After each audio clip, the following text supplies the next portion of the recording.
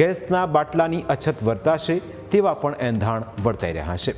Iran Israel યુદ્ધ જો વધશે તો ભારતમાં રસોઈ ગેસના બાટલાની અછત પણ વધી શકે છે. આ સ્થિતિને જોતા કેન્દ્ર સરકારે ઇમરજન્સી પાવરનો ઉપયોગ કરીને દેશની તમામ ઓઇલ રિફાઇનરી કંપનીઓને એલપીજીનું ઉત્પાદન વધારવાનો આદેશ આપ્યો છે. રોયટર્સના અહેવાલ મુજબ મિડલ ઇસ્ટમાં વધતા તણાવ અને સપ્લાય ચેઇનમાં અવરોધના કારણે ગેસનો પુરવઠો પ્રભાવિત થવાની પૂરેપૂરી સંભાવના છે.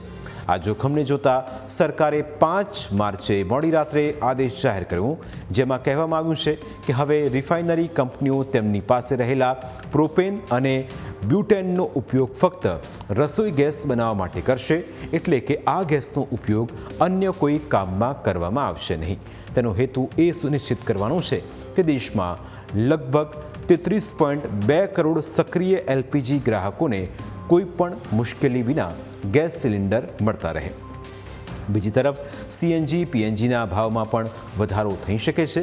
મીડિયા રિપોર્ટ્સ અનુસાર ઈરાનના ડ્રોન હુમલા બાદ ભારતને ગેસ સપ્લાય કરનાર સૌથી મોટો દેશ કતાર, જેણે એલએનજી પ્લાન્ટનું ઉત્પાદન રોક્યું છે, જેનાથી ભારત આવતા જહાજોની અવરજવર અટકી ગઈ છે અને સ્થાનિક બજારમાં ગેસના સપ્લાયમાં 40% સુધીનો મોટો ઘટાડો કરવામાં આવ્યો છે.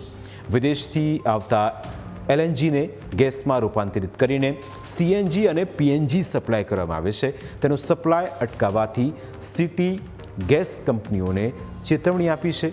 જો પરિસ્થિતિઓ જલ્દી સુધરશે નહીં તો સીએનજી અને પીએનજીના ભાવ વધી શકે છે.